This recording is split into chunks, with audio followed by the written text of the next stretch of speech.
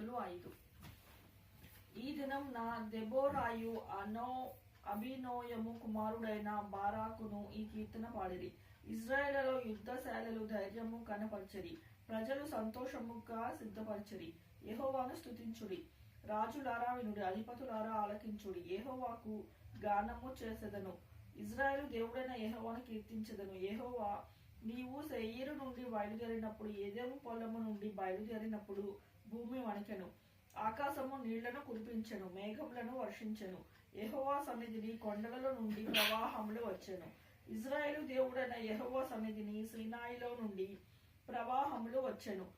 ఆనాతు కుమారుడైన షంగరు దినములలో, యాయేలు దినములలో రాజమార్గములు ఎడారులాయను. ప్రయాణస్తులు చుట్టూ త్రోవలలోనే నడిచిరి. ఇజ్రాయేల్ అధిపతులు లేకపోయిరి. దెబోరాను నేను రాకమునుపు, ఇజ్రాయేలులో నేను తల్లిగా ఉండక మునుపు వారు లేకపోయిరి. ఇజ్రాయేల్ కొత్త దేవతలను కోరుకొనగా యుద్ధము ద్వారమున యొద్దకు వచ్చెను. ఇజ్రాయేల్లో 40,000 మంది ఒక కేడెము గాని ఈటే ఏ గాని కనపడలేదు. జనులలో ఇజ్రాయేల్ అధిపతులు సంతోషంగా సిద్ధపడిరి. వారి యందు నాకు ప్రేమ కలదు. యెహోవాను స్తుతించుడి. తెల్లగాడిదెల నెక్కవారులారా, తివాసుల మీద కూర్చుండు వారులారా, త్రోవలో నడుచువారులారా, ఈ సంగతి ప్రకటించుడి. విలుకాండ్ర ధ్వనికి దూరముగా ఉండువారు, నీళ్లు చేదుకొని స్థలములలో ఉండువారు యెహోవా నీతి క్రియలను ప్రకటించెదరు. ఇజ్రాయేల్ గ్రామములో ఆయన జరిగించు నీతి క్రియలను వారు ప్రకటించెదరు. వినుటకై యెహోవా జనులు ద్వారములలో కూడుదురు. దెబోరా మేలుకొనుము, మేలుకొనుము, దెబోరా మేలుకొనుము, మేలుకొనుము. బారాకు కీర్తన పాడుడి. అబానోయము కుమారుడా లెమ్ము, చెరపట్టిన వారిని చెరపట్టుము. ప్రజల వీరులలో శేషించిన వారును కూడా వచ్చిరి. సూరులలో యెహోవా నాకు సహాయము చేయవచ్చెను. అమాలేకీలలో కాపురమున్న ఎఫ్రాయిము, నీ తరువాత నీ జనులలో బెన్యామీలను, మాకీరుల నుండి న్యాయాధిపతులను, జెబూలూనీల నుండి న్యాయకందనము వహించు వారు వచ్చిరి. ఇస్సాకారీయులు అధిపతులు దెబోరాతో కలిసి వచ్చిరి. ఇస్సాకారులను బారాకును అతివేగముగా లోయలోనికి చొరబడిరి. రూబేనీయుల కాలువల యొద్ద జనులకు గొప్ప హృదయాలోచన కలిగెను. మందల ఈలలను వినుటకు నీ దొడ్ల మధ్య నీవేళ నివసించితివి. రూబేనీయుల కాలువల యొద్ద జనులకు గొప్ప యోచనలు కలిగెను. గిలాదు యోర్దాను అద్దరికి నిలిచెను. దానీయులు ఓడల దగ్గర ఏల నిలిచిరి.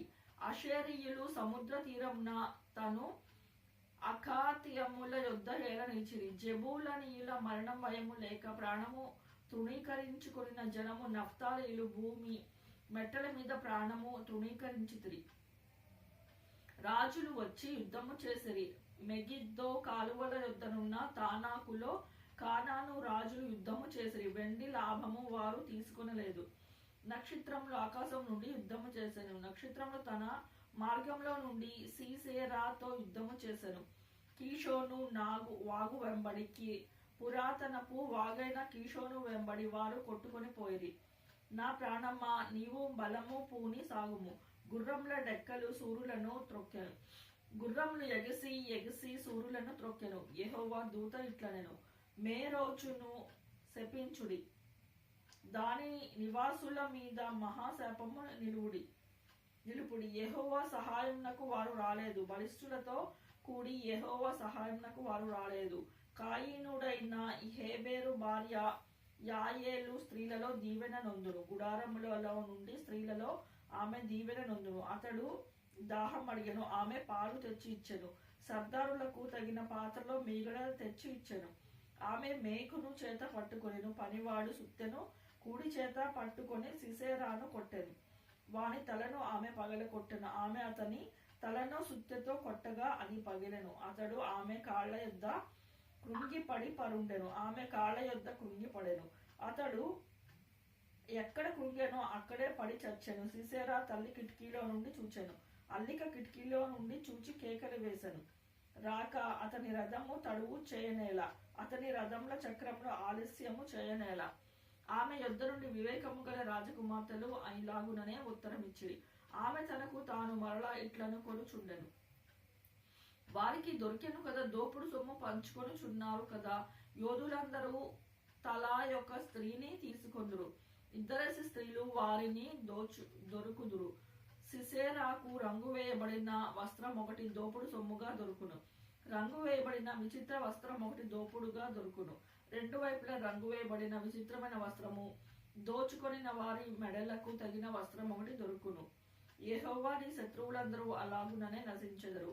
అయినను ప్రేమించువారు బలముతో ఉదయించు సూర్యుని వలె ఉందురు అని పాడిరి. తరువాత దేశము 40 సంవత్సరములు నిమ్మళముగా ఉండెను.